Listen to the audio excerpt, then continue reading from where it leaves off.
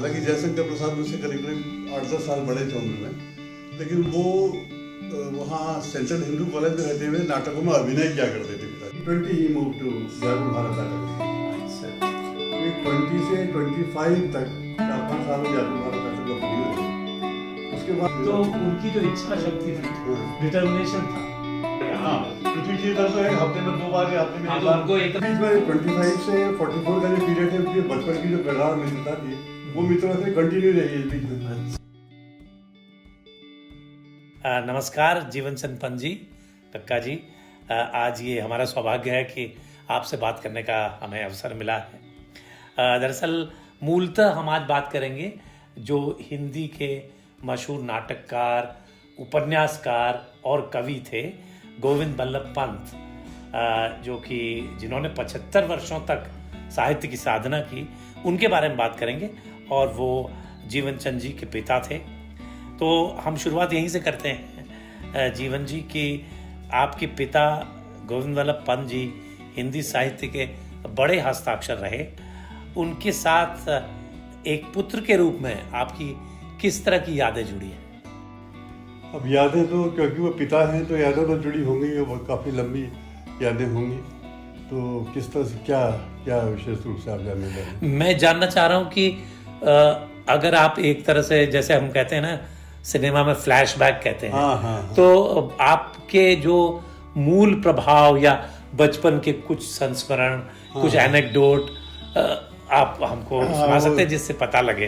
हाँ, वो याद करने पर आएंगे, धीरे धीरे याद आएंगे। जी।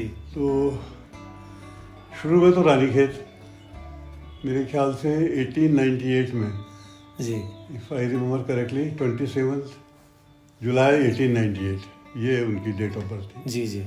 और अब वो मालौंज में पैदा हुए? हाँ, नहीं, मालौंज में नहीं, रानीखेत में पैदा। अच्छा, रानीखेत में पैदा हुए। उनके दाजू अंबिका दत्त पंत बिल्कुल रानीखेत में थे और वो बड़े मशहूर उस ज़माने के वैद्य थे। और उन्हीं के वहीं उनके सबसे बड़े भाई थे। और उनके बाद जो दूसरे भाई थे पंडित श्यामाचरण दत्त पंत, वो हमारे पिताजी के गोविंद बल्लभ पंत जी के समकक्ष थे। जी।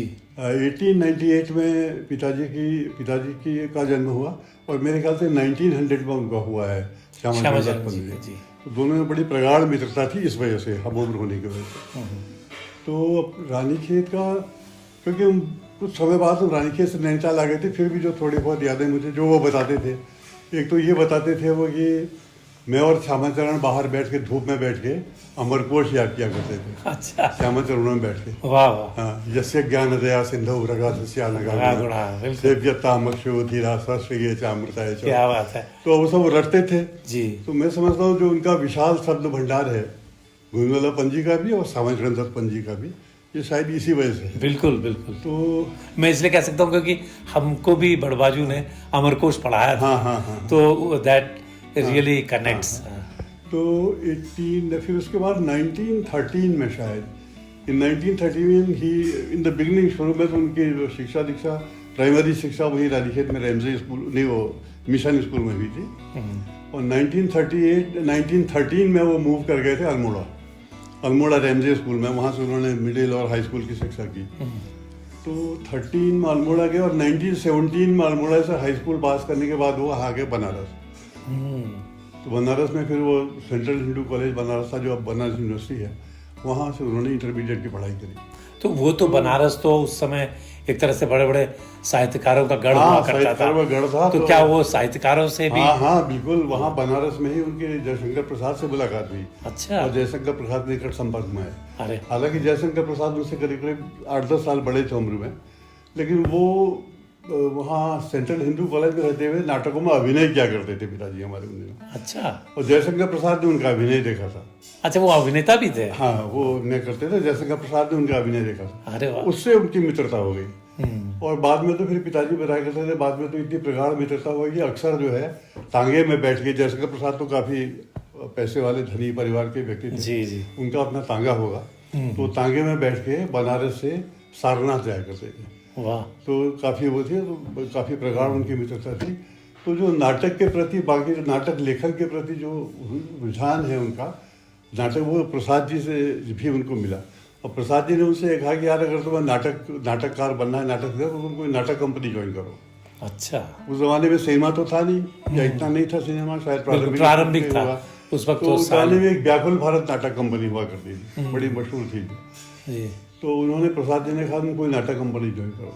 अच्छा, उधर वहाँ वाराणसी में कोई साहित्यिक संस्था थी, ज्ञान मंडल करके वाराणसी में। अच्छा। वहाँ पर एक कोई श्री पद्मश्री शर्मा थे, कोई हिंदी के बड़े प्रगाढ़ विद्वान है वो, तो वो ज्ञान मंडल से भी जुड़ गए थे पिताजी। अच्छा। तो पद्मश्री शर्मा जी के कोई नारायण प्रसाद बेताब थे, वो नारायण प्रसाद बेताब पद्मश्री शर्मा के शिष्य थे। अच्छा। वो व्याकुल भारत नाटक कंपनी से जुड़े हुए थे। जी जी जी। तो पद्मश्री शर्मा ने कहा जाना, अगर आप जाना ही चाहते हो नाटक कंपनी में तो मैं नारायण प्रसाद बेताब के लिए पत्र लिख देता हूँ, तुम उसको लेकर के वहाँ जाओ। तो इस तरह से वो नारायण प्रसाद बेताब के पास गए, नारायण प्रसाद बेताब ने उनको व्याकुल भारत नाटक कंपनी में भर्ती करा दिया, उन्होंने पढ़ाई छोड़ दी। अच्छा। अब वो व्याकुल भारत नाटक कंपनी में रहे, और फिर वहाँ बुद्धदेव और शायद प्रेम योगी और बुद्धदेव, दो नाटक तो उन्होंने मुझे बताया, और कई हो गए जो मुझे याद नहीं है। प्रेम योगी, बुद्धदेव वगैरह में उन्होंने अभिनय किया वहाँ व्याकुल भारत नाटक कंपनी। तो घर से क्या मतलब 1920 ही मूव टू व्याकुल भारत नाटक कंपनी। अच्छा अच्छा अच्छा। फिर 20 से 25 तक 4-5 साल वो व्याकुल भारत नाटक कंपनी में रहे। उसके बाद वो व्याकुल भारत नाटक कंपनी बंद हो गई। Then he again move back to Ranikhet. अभी तक उनका विवाह नहीं हुआ था? अभी तक विवाह नहीं हुआ था। अच्छा। तो 25 से फिर करीब 44 तक वो रानीखेत में रहे। तो घर से कोई इस तरह का दबाव तो नहीं था कि नाटक कंपनी न करें, ज्वाइन मत करो और पढ़ो लिखो? अब वो कुछ रहा होगा जरूर, पर उन्होंने कभी कुछ बताया नहीं। उन्होंने वो उसके असर में नहीं आया। मतलब उसके बाद 1925 में वो वहाँ रानीखेत आ गए। फिर मुझे ये भी याद नहीं है तब उनके बड़े दाजू अंबिका दत्त पंत जी फिर थे या नहीं थे, पता नहीं उनका कब निधन कब हुआ, ये पता नहीं। लेकिन यही याद है कि उस जमाने में मुझे तो उनकी श्यामाचरण दत्त पंत जी की भी रानीखेत याद नहीं, शायद he had moved to Nainital. अच्छा। 1925 में तो आए, पिताजी आए, तब शुरू में तो रहे होंगे वो, लेकिन शायद 40 के आसपास, मुझे एक्जैक्टली नहीं मालूम, 40 के आसपास वो श्यामाचरण जी रानीखेत से नैनीताल आ गए। जी जी। और कुछ कारण रहे होंगे उसके, उन्होंने रानीखेत में अपना अलग से एबी प्रेस खोल लिया वहाँ हेडिंगली कॉटेज, बिल्कुल उसको वहाँ लेकर के वहाँ उन्होंने एबी प्रेस खोल लिया। तो इस बीच में 25 से 44 का जो पीरियड है, उनकी बचपन की जो प्रगाढ़ मित्रता थी वो मित्रता फिर कंटिन्यू रही इस बीच में। अच्छा, इसी बीच में फिर वो ताड़ीखेत पे वहाँ पर प्रेम विद्यालय है, उसमें टीचर भी हो गए हमारे पिताजी, तो टीचर पढ़ाने। और इसी बीच में उन्होंने जो महत्वपूर्ण रचनाएं अपनी की, जैसे वरमाला नाटक है, ये इस बीच में लिखा, इसी बीच में लिखा गया। वरमाला उनका पहला नाटक है, वो इसी बीच में लिखा गया। बल्कि उसमें तो प्रसाद जी का कोई पत्र कहीं ढूंढना पड़ेगा, कहीं पढ़ा है मेरे पास। अच्छा। जिसमें प्रसाद जी ने लिखा कि आपका नाटक मैंने पढ़ा, बहुत अच्छा है करके। अच्छा। फर्स्ट प्ले वरमाला।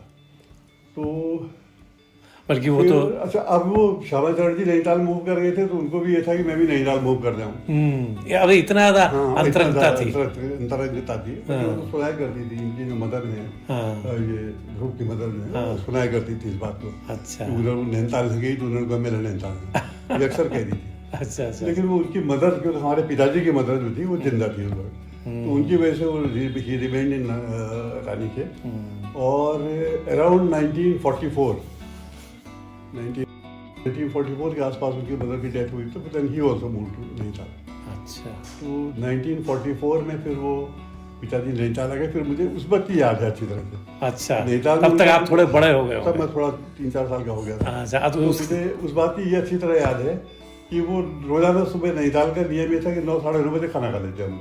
अच्छा। 9-9:30 बजे खाना खाया, उसके बाद उन्होंने एक झोला लटका और सीधे एबी प्रेस जाते थे। अच्छा अच्छा। और वहाँ एबी प्रेस में उनकी जगह एक कॉर्नर बना हुआ था अलग। अच्छा। यहाँ पर उनके लिए ये जमीन में जैसा एक टेबल है, इसी टाइप के एक टेबल और एक आसन लगा रहता था। वो वहाँ से आया एबी प्रेस में आके, वहाँ बैठ के वही लिखा करते थे, अपने झोले से पत्ता वत्ता निकाला, वही लिखा करते। मुझे भी एक दिन की याद है, नैनीताल में आपके घर आया था जब मैं बीए में था, तो मुझे उनकी अच्छी तरह याद है।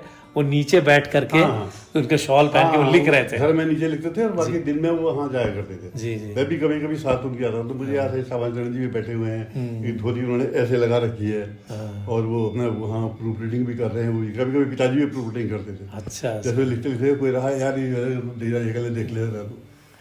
तो उनके बारे में एक बात मुझे जो अभी याद आ रही है, वो हमारे जो मामा थे दिव्य दर्शन पंत, वो उनके बारे में एक बार बता रहे थे कि वो तो बहुत मानते थे। हाँ, तो वो कहते थे कि उन्होंने उनसे कहा था कि जैसे लोग कहते हैं भाई हमें 4 बजे उठना है, अलार्म लगा दो, तो ये कहते थे कि अलार्म लगाने की कोई जरूरत ही नहीं है, तुम्हारे अंदर इतनी ताकत होनी चाहिए, अगर तुम्हें 4 बजे उठना है तो ठीक 4 बजे तुम्हारी नींद खुलेगी। तो उनकी जो इच्छा शक्ति थी, डिटर्मिनेशन था, तो उसके बारे में कोई एनेक्डोट कुछ आपको किस्सा? नहीं, ये तो था ही उनका, मतलब वो तो ये कहते थे कि मन का अपने शरीर के ऊपर पूरा नियंत्रण है, कहते थे वो। तो कहते तमाम बीमारियां भी जो हैं सब, मतलब 90% ऑफ डिजीज आर साइकोसोमेटिक, कहते थे। अरे वाह। आप अपने माइंड से ठीक कर सकते हो।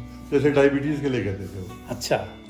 डायबिटीज क्या, आपकी पैंक्रियास ग्लैंड काम करना बंद करके बाद तो इस जो वो है इम्पल्स है, वो तो ब्रेन से ही जा रहा है ना, आप कर देंगे कि भाई ये शुगर आ गई, इसको डाइजेस्ट करो, तो ब्रेन से इम्पल्स नहीं जा रहा, ब्रेन नहीं, वो काम नहीं कर रहा है। आप अपने ब्रेन की ताकत से अगर आप ये कहो, उसको कंसंट्रेट करो उस मसल पर, ये कहो ये ठीक हो रहा है, तो ठीक है। तो बहुत कहते थे वो। उनके जीवन ने इसको सिद्ध भी किया। वो 94 साल तक रहे, और मुझे लगता है ऐसा कोई उनको रोग या कोई ऐसा नहीं, कुछ नहीं, 93 में नहीं, वो he died in his 99th year, 1996। Oh, 99. 99th year. Oh, He entered his 1990. He was just about to touch 100. About to touch 100, yes. He was अच्छा। about- और कोई ऐसी विशेष बीमारी भी नहीं, मामूली सी बीमारी है कुछ। और अंत तक वो लिखते थे। अंत तक कुछ न कुछ तो लिखते ही रहते। तो अच्छा, आपके साथ, बच्चों के साथ उनका जैसे एक अनुशासन होता है, या कई माँ बाप ऐसे होते, पिता ऐसे होते हैं जो बड़े सख्त होते हैं, तो उनका इस तरह का जो व्यवहार था आपके प्रति एक पिता के रूप में, किस तरह? सख्त वाला तो नहीं था। सख्त वाला तो नहीं था। अच्छा। और कभी उन्होंने डांटा हो किसी बात पे? नहीं, डांटा तो होगा, खैर डांटा तो जरूर होगा। तो उनका क्या रैपो क्या रहता था अपने बच्चों से? अब मुझे तो कुछ ऐसा लगता है, ज्यादा मतलब इस बात में विश्वास नहीं करते थे कि आप खूब पढ़ो लिखो, फर्स्ट डिवीजन लाओ, ये करो, वो करो। अच्छा, ये भी नहीं करते थे? हाँ, वो तो बल्कि मुझे इसमें लगाना चाहते थे, लिखो, मतलब ये क्रिएटिव। हाँ, मतलब वो कहते थे क्या, विजन कहते थे। इमेजिन करो, विजन साफ देखो, कहते थे, है ना। हनुमान जी को देखो, साफ दिखाई दे रहे लाल, और विष्णु भगवान को नीले दिखाई पड़ रहे, इस तरह का उनका ये था। थोड़ा उनका दार्शनिकता भी थी, वो बुद्ध से बड़ा प्रभावित थे। बहुत प्रभावित है वो। मैंने वो आपको बता रहा था ना कि वो बुद्ध का प्रभाव का तो ये है कि वो शुरुआत वहां से हुई, वही बनारस में जयशंकर प्रसाद जी के साथ रोजाना सारनाथ जाना। अच्छा। तो वो सारनाथ काफी गए, तो वहां से बुद्ध से बहुत प्रभावित रहे। बाद में तो उन्होंने एक उपन्यास भी लिखा था, अमिताभ जो है वो। अच्छा। बुद्ध के ऊपर ही था। वैसे तो वो उन्होंने ऐतिहासिक नाटक भी लिखे, सामाजिक भी लिखे। ऐतिहासिक वो उनका नूरजहां बहुत प्रसिद्ध था। एक सूत्र अकबर के ऊपर है, मतलब अकबर जो है सारी दुनिया को एक सूत्र में पिरोना चाहता था। तो चाहता था एक लैंग्वेज हो जाए, एक रिलीजन हो जाए, इस तरह का भी वो है, वो एक सूत्र में। तो गोविंद वल्लभ जी का जो जीवन दर्शन था, जो उनके विश्वास थे, मेरे विचार से वो उस समय के हिसाब से बहुत ही प्रगतिवादी थे। वो कोई पारंपरिक ब्राह्मणवाद इसमें यकीन शायद नहीं करते थे, बल्कि मैंने कहीं ये भी पढ़ा है कि चूंकि उनके पंतों के पास बहुत ज़मीन थी और उनके जो साजी लोग काम करते थे, तो उस वर्ग के लोगों से उनका बड़ा एक सहानुभूति थी। ये बात तो है। वहाँ मालौल में ज़मीन तो बहुत थी, और वो बड़ी उपजाऊ ज़मीन है, बड़ा मैदान पूरा, पहाड़ में कहते हैं शार जी, मैदान खेत थे, और वो उसमें सब काम करने वाले जाए, तो अभी भी वो तो हम लोगों ने फिल्म में भी शूट किया। इस वक्त तो जैसे मदारी है, तो मदारी में तो उस वक्त का एक जो यहाँ का कुमाऊं की जो जीवन शैली है उस वक्त की, वो उसका बड़ा अच्छा चित्रण है। अब तो यहाँ जैसे हल्द्वानी में है नहीं, उस जमाने में तो ऐसा था कि वो होती थी आपको ना, इधर ये अल्मोड़ा से, पिथौरागढ़ से आके, बुंशारी से और आगे जाकर तिब्बत जाया करते थे। भोटिया लोग व्यापार करते थे। बिल्कुल। तो यहाँ हल्द्वानी में बड़ा, ये जो हमारी जगह भी भोटिया पड़ा हुआ है, सारा भोटिया पड़ा हुआ था, टेंट लगे रहते थे भोटियों के। मुझे तो याद है, मैं बिठौरिया में रहता था, तो वो हींग और गंदरेड़ी बेचने वो औरतें आती थी। तो वो यहाँ टेंट लग रहते थे। वो उनका ये था उनका कि वो दिल्ली से, कलकत्ता से, वहाँ से सामान लाते थे। कई तरह घड़ी है, इसका नाम इसीलिए भोटिया पड़ा। घड़ी, फंड, दुनिया भर की चीजें लाके यहाँ गए, वो वहाँ से सामान लेके यहाँ स्टे किया। यहाँ स्टे करके देन दे उसको मूव, फिर वो हिल्स की ओर मूव करते थे। तो मूव करने में जो जैसे यहाँ का जो मेला है आपका, जो रानी बाग का मेला होता है, इसका भी वही है इसके पीछे की, मतलब वो लोग क्योंकि आते थे भोटिया लोग, तो उनकी वजह से मेले में रौनक रहती थी, बस सामान बिकता था, होता था। फिर ये सब सामान लेके फिर वो आगे को बढ़ते थे, फिर आगे बढ़ के जौलजीबी में जाते थे, जौलजीबी में भी जौलजीबी का भी मेला एक होता था। हाँ, फिर जौलजीबी से आगे बढ़ के फिर मुंशारी से होते वैसे गए। तो जैसे वो जो यहाँ पर जो भोटिया पड़ाव है, तो उसमें कैसे कि मदारी, वो मदारी उपन्यास में एक वो जो उसका नायक है नवाब, उसको सांप पालने का शौक होता है। अच्छा अच्छा। और उसका बाप जो है वो बड़ा विरोध करता है इसका कि सांप पालने का क्या शौक है। वो सांप अपने एक संदूक था, संदूक में वो सांप घर में जो है सांप पाल के रखता था, वो शौकीन था सांप पालने का। अच्छा। तो एक दिन वो हाँ गाँव के जो पंडित जी होंगे, जो वो मुखिया जी के घर में सांप हो जाता है, कोई सांप कहीं से घुस आता है। हाँ। तो मुखिया कहता है वो नवाब को बुलाओ, सांप पकड़ेगा। तो नवाब को बुलाने एक आदमी आ रहा, वो मतलब वो नवाब के बाप का आवाज जैसा कोई आदमी, और वहीं से उपन्यास स्टार्ट ही ऐसा होता है। अच्छा। मुलुआ हो रे, उई एदा एदा, तो तेरे बाग मिल गया था। तो वो नवाब कहता है सादा मुखिया, और फिर तो अपने मंदिर में कहीं घुसने नहीं था, आज मुझे बुला रहा। तो वो जाता है वहाँ। तो जब वो जाता है तो उसकी जान तक शायद सांप गायब चला गया होता, क्या होता ऐसा कुछ हो गया होता। तो नवाब ये सोचता है मेरे पास तो इतने सांप रखे, एक सांप तो चाप पकड़ के लाओ, डालने का डाल दूंगा नवाब सांप को, और उससे करूँगा ये है सांप। तो अपने सांप को लेने आता है। इस बीच में नवाब का बाप, क्योंकि उसके बहुत विरुद्ध होता था, वो एक संदूक में सब सांपों को बंद करके नदी में डाला था। अच्छा। तो जब वो लौट गया था तो उसे वो सांप नहीं मिलता, तो उसका बाप कहता मैंने तो बहा दिया उन सांपों को। तो इस तरह से यहाँ से वो विद्रोह कर फिर वो गाँव छोड़ के आया था यहाँ, फिर वो यहाँ ये फिर यहाँ पर इसका जो भोटिया पड़ाव यहाँ पर है, इसका चित्रण है। अच्छा। इस तरह से यहाँ पर वो रहता है। तो मतलब उसमें पूरा परिवेश, हाँ, और तो यहाँ का जो परिवेश है बहुत सुंदर ढंग से दिखाया गया। इसके अलावा गांव में एक लोहार कोई रहता है, और उसकी लड़की है एक तितली। तो तितली से नवाब थोड़ा सा अटैच है, मतलब उसके प्रति आकर्षण है। तो वो जो हमारे यहाँ पहाड़ में जो भगनौलों वाली परंपरा है ना, भगनौल कि जवाब सवाल होता है। तो जैसे एक पहाड़ के एक धुरे में कुछ औरतें घास काट रही, दूसरे धुरे में कोई आदमी घास काट रहा, तो उधर से वो भगनौला कहेगी कुछ उस आदमी से, तो वो आदमी उसका जवाब देगा, ऐसा होता है। तो ये उसमें बड़ा अच्छा चित्रण है। अच्छा अच्छा। ये उसकी खूबी। तो पहाड़ के तो समाज के वो ये जो है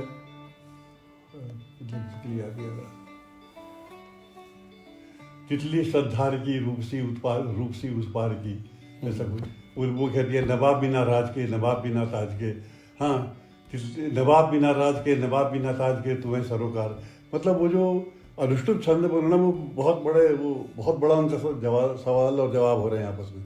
तितली कुछ कह रही है, बल्कि अगर उन्होंने कोई किताब छू, कोई कहानी कोई ले, तो वही के एक्सट्रैक्ट अगर पढ़ देना तो वो तो फिर मदारी उपन्यास है उनका, वो आपको वहाँ मिल जाएगा मेरे ख्याल से।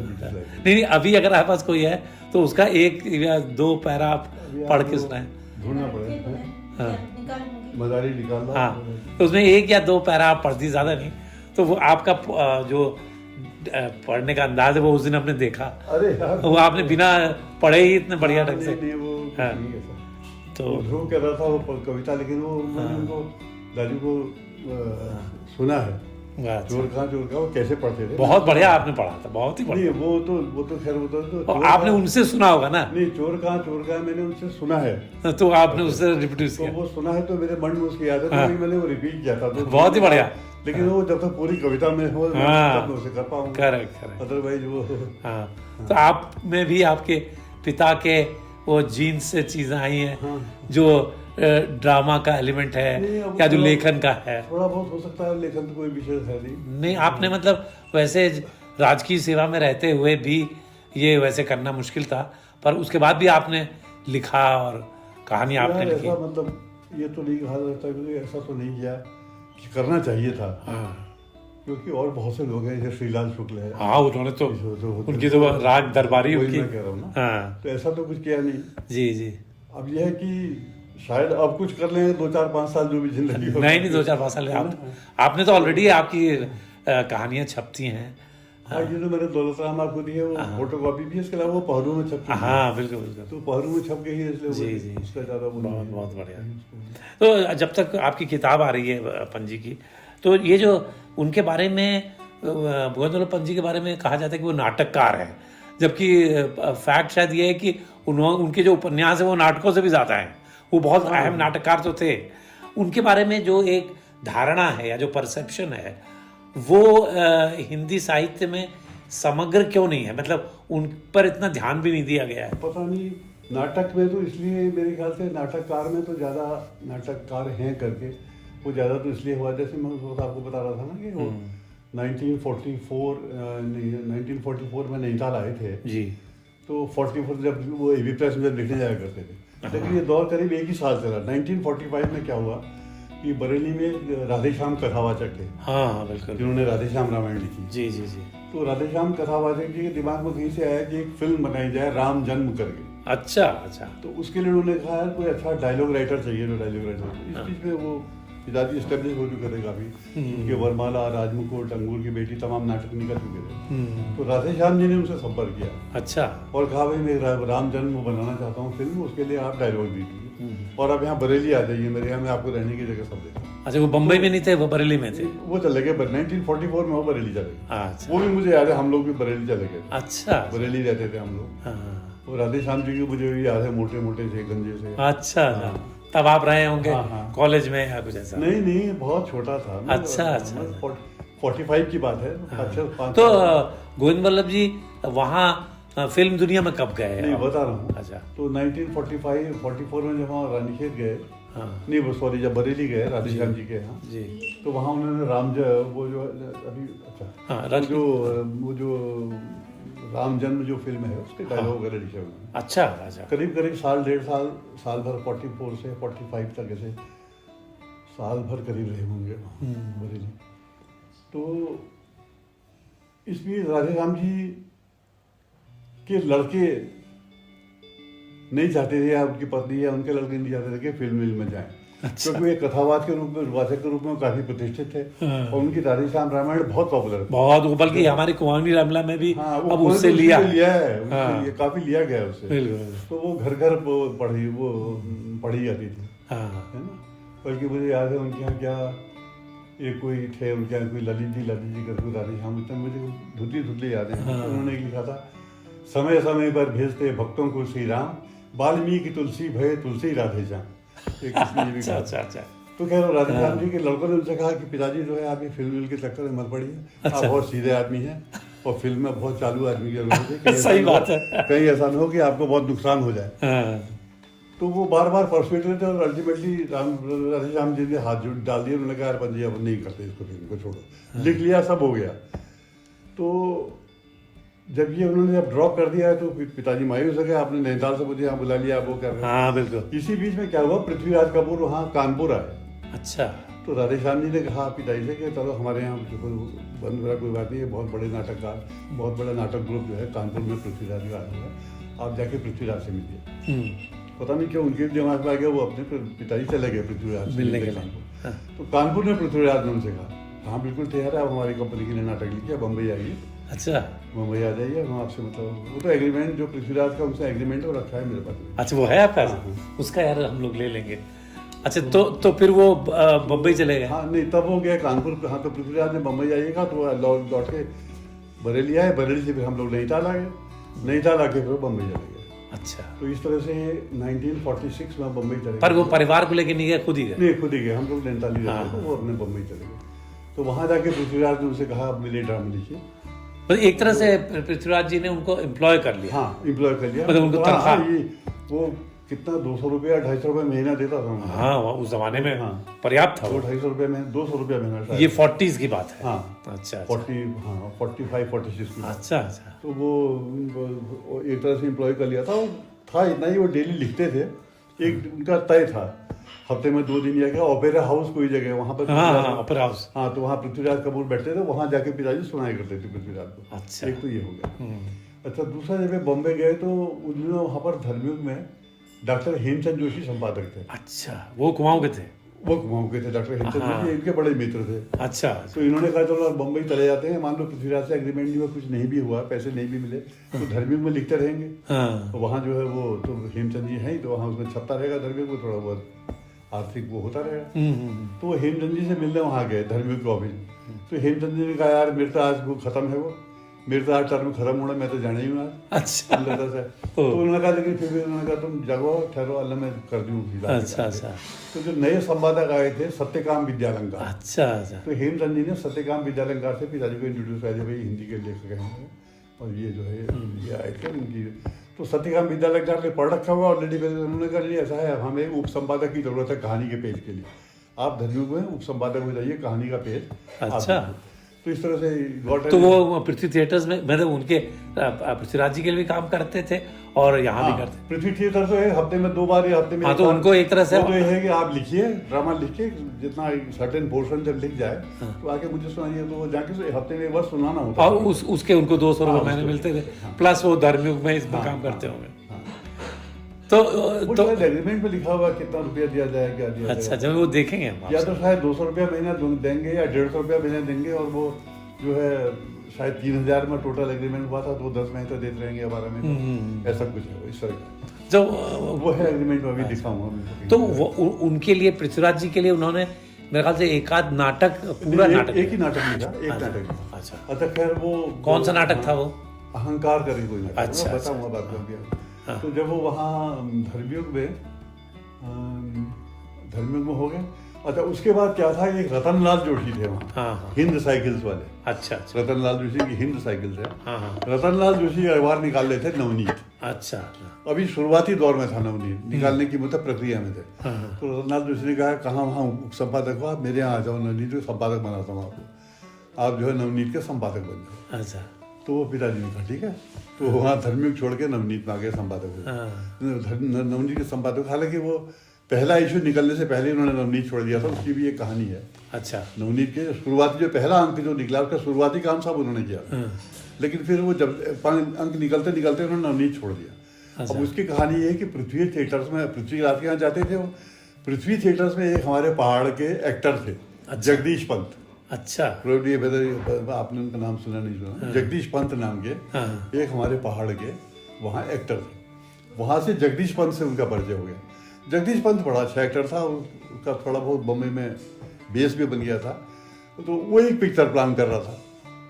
जगदीश पंत ने कहा था मैं एक पिक्चर बनाने लग रही हूँ, और उन्होंने कहा कि एक स्वीट पिक्चर्स नाम से उसने एक कंपनी बनाई, जिसका पूना में डेक्कन स्टूडियोज पूना में स्वीट पिक्चर्स नाम की उसने एक कंपनी बनाई। अच्छा। उसने पिताजी से कहा तुम छोड़ो ये नवनीत, सिनेमा में बहुत स्कोप है, बहुत पैसा है, तुम यहाँ मेरे पास सिनेमा में आ जाओ, और मैं एक कहानी, एक मदमस्त नाम की एक फिल्म बना रहा हूँ। कहानी तो उस जगदीश पंत की शायद खुद की लिखी हुई थी, किसी और की लिखी थी, तुम डायलॉग लिख दो उसके कहा। अच्छा।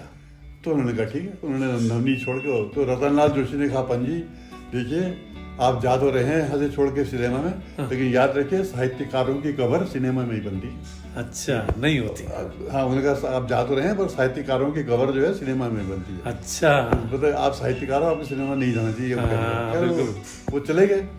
तो वहाँ वो खैर रहे करीब, वहाँ पे स्वीट पिक्चर्स में 1953 में वो फिल्म रिलीज भी हुई। अच्छा, जिसमें उनके संवाद थे। अनफॉर्चुनेटली दैट फिल्म वो ज्यादा सक्सेसफुल नहीं रिलीज भी, पर सफल रिलीज भी सफल नहीं। वो आर्काइव में है अभी, आर्काइव में आप देखो है। हाँ, वो नेशनल फिल्म आर्काइव। उसका एक गाना भी उन्होंने लिखा हुआ है, मैं लाल पान की बेगम हूँ, मैं बादशाह हूँ काले का।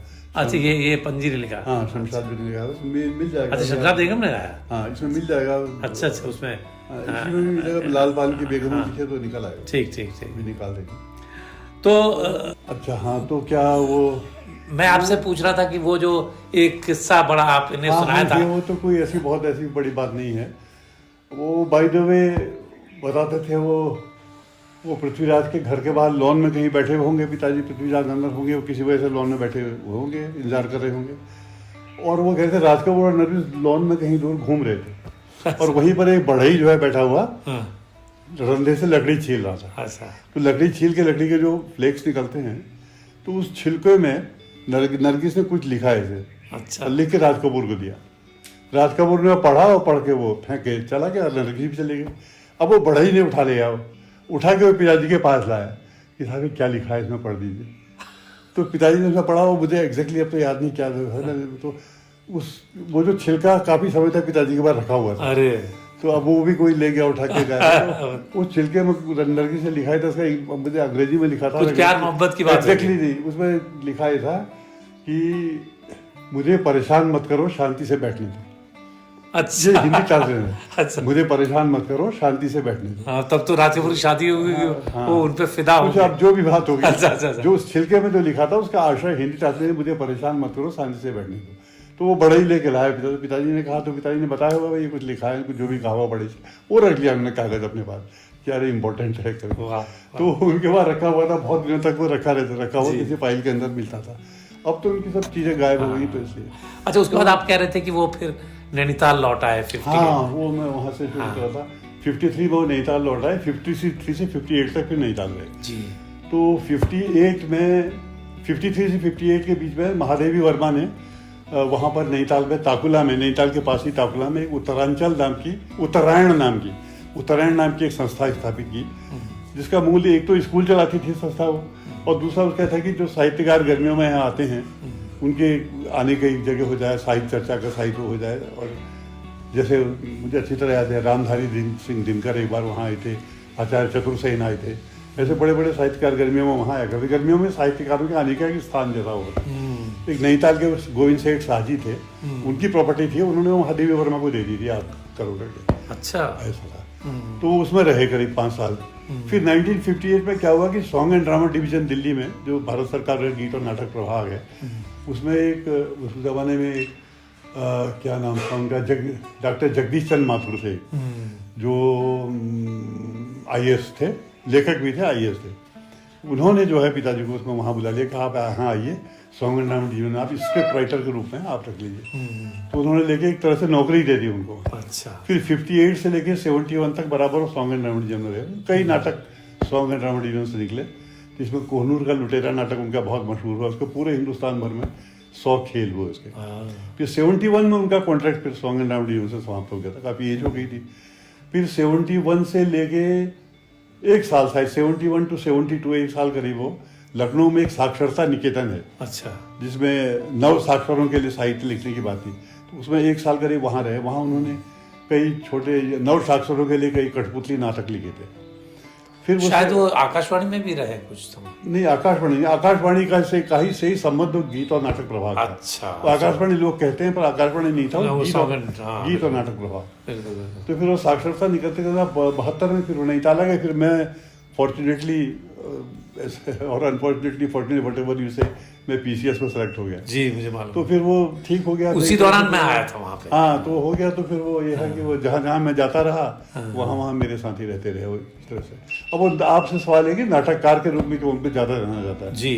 तो इसलिए कि नाटक के क्षेत्र में उनकी यात्रा व्याकुल भारत नाटक कंपनी से शुरू होती है और पृथ्वी थिएटर से होकर सॉन्ग एंड ड्रामा डिवीजन तक जाती है। इसलिए लोग ज़्यादातर नाटककार के रूप में उन्हें कहते हैं। लेकिन उपन्यास भी उन्होंने बहुत श्रेष्ठ लिखे हैं। मदारी है, प्रतिमा है, नूरजहाँ है, और आपका अमिताभ है, मुक्ति अमिताभ है, और आप एक सूत्र है, मुक्ति के बंधन है, ये तमाम बड़े मशहूर उनके उपन्यास। अगर आपके पास कोई हो तो हम चाहते हैं कि आप कम से कम 1 या 2 पैरा। मदारी है, अच्छा। इसके 2 पैरा पढ़ दें, तेरी आंखें भी अब गड़बड़ हो गई। क्योंकि आपके पढ़ने का अंदाज बहुत बहुत बढ़िया है। उस दिन आपने कविता सुनाई थी। देखिए, वो चोर कहाँ ज़्यादा बढ़िया था, लेकिन पूरी कविता याद नहीं, इसलिए उसमें मजा नहीं आता, है ना। जी जी। लेकिन वो मुझे उनके बिल्कुल उनकी शक्ल याद है मुझे, कैसे उन्होंने सुनाया था। मैं I am doing nothing but just trying to imitate. हाँ, trying to imitate him. Right. ठीक है, अब आप पढ़ें। हाँ, ऐसा है। वो रेफरेंस ये है कि वो जंगल में दूर तितली घास काट रही है और कहीं एक दूसरे हिल में नवाब है। तो नवाब कह रहा है, उसकी दृष्टि बीच बीच में तितली की गतिविधियों को लक्ष्य कर रही थी। उसके मुख से फिर निकल पड़ा। जब उसने तितली को देखा घास काटते हुए लगे, तो अचानक उसके मुंह से निकल पड़ा, नीला आसमान, 2 दिन का प्राण, छोड़ अभिमान, कौन तू शून्य वन में सुमन समान, रूप सी उस पार की सुमन समान, तितली श्रद्धार की सुमन समान। वाह। ये एक भगनोला उसने कहा। फिर तितली कुछ रिप्लाई करेगी, इस तरह से ये भगनोला, ये बहुत लंबा है। फिर जी जी जी। फिर तितली ने जब ये सुना तो then she says something, then he gives the reply. बिल्कुल। इस तरह का जो एक्चुअली होता है पहाड़ में। जी जी जी। अब पता नहीं होता है नहीं होता, कहानी में भगनोले बहुत हुआ करते हैं। अब आप एक कविता सुना दीजिए श्यामाचरण दत्त पंत की। मुझे कविता तो पूरी कोई भी याद नहीं। जितना भी आप सुनाना चाहें। कविता का भाव उसके आदमी में तो ध्रुव से बहुत दिन से कह रहा था कि तुम कविता दे दो मुझे, तो मैं उसको याद कर लूंगा, वो तो याद करके सुनाऊंगा। अब इसमें कोशिश करता हूँ, जो मैंने उसे कहा था वो रिपीट कर पाता हूँ, नहीं रेप्लिकेट। जब ध्रुव आया था तब तो बहुत सही किया था मैंने। बहुत सही किया था।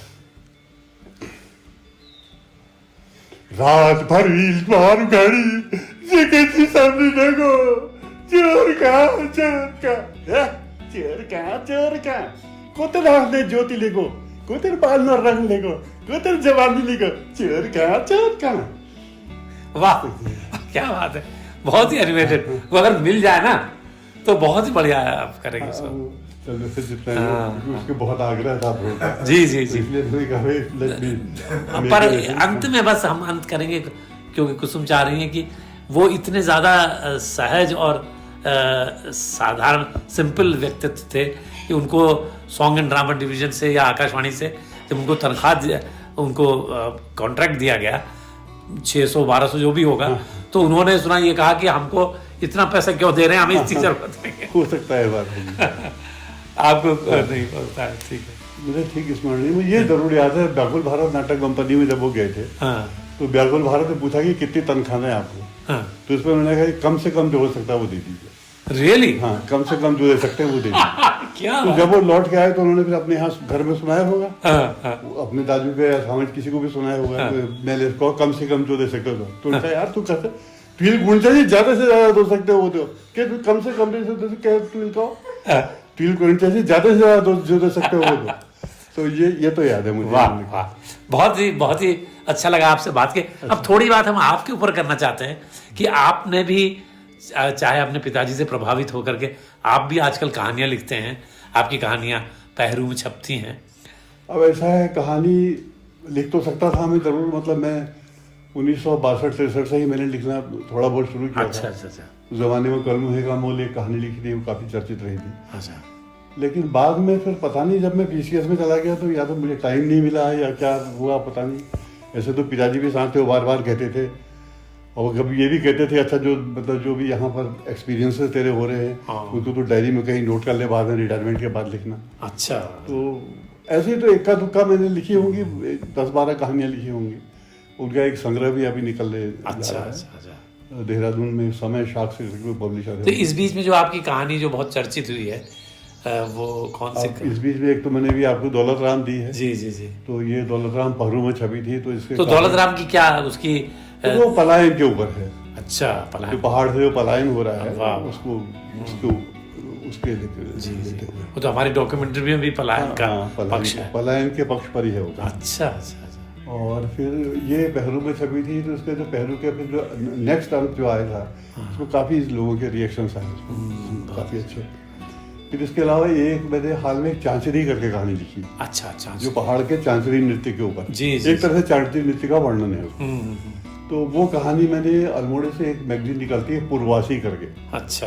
पूर्वासी जो है एक वो शिव चरण पांडे जी की, अभी साल तो डेथ होगी बेचारों की, लेकिन वो जो कौन जो आप बता रहे थे ना, गिरी जी, क्या नाम लिया था आपने? त्रिभुवनगिरी। त्रिभुवनगिरी जी। अब वो त्रिभुवनगिरी उसके संपादक है, वो निकालते हैं। हाँ, अब वो आएंगे तो, हमारी फिल्म में आएंगे। तो उनका मेरे पास त्रिभुवनगिरी जी का ही शायद पत्र आया था कि आप कोई कहानी अपनी भेजिए, तो उन्होंने वो चांचरी मैंने उनको भेजी थी। जी जी। फिर इसके बाद ये पहरू वालों का यहाँ एक समारोह हुआ था आपके जाड़ों में। पहरू वाला हर साल एक कुमाऊनी के ऊपर एक समारोह करते थे, मुझे भी उन्होंने बुलाया था। शायद इन्हीं 1-2 कहानियों की वजह से कुछ प्रभावित थे, तो उन्होंने कहा आपको इसको हम पुरस्कृत करेंगे। सम्मान तो मैं वहाँ मुझे तो त्रिभुवनगिरी मुझे वहाँ मिले। तो उन्होंने मुझसे कहा साहब झांसी कहानी, कम से कम मेरे पास 20 रिएक्शन आ गए उसके। अच्छा। ये दिस इज व्हाट आप उनसे बात करें। हाँ, त्रिभुवनगिरी से तो हमने वैसे कवि के रूप में बात की है, पर उनको अलग से इंटरव्यू भी करेंगे। तो वो मुझसे करें, मुझे बड़े खुश हुए, मुझे कहने लगे आपका वो जो कहानी है, तो 20 रिएक्शंस मिले। तो इसी से थोड़ा उत्साह बन रहा। आप जब खाली हैं तो अभी तो आप बहुत कुछ लिख सकते हैं। हाँ, अभी कुछ है ना करना चाहिए, सोच रहा हूँ कुछ करना चाहिए। तो कक्का जी बहुत बहुत धन्यवाद, आपसे इतनी अच्छी बात हुई, आपने बड़ा बढ़िया, बहुत आनंद आया। क्योंकि अभी तक तो बिल्कुल वो विस्मृति के अधिकार में विलुप्त थे। बिल्कुल। तो उनके लिए आपने इतना किया है तो बड़ा। नहीं, वो मैंने देखा जब बात करने लगते हैं तो फिर याद आने लगता है। बहुत बड़े धन्यवाद के पात्र हैं। धन्यवाद आपको, बहुत सुंदर। Thank you.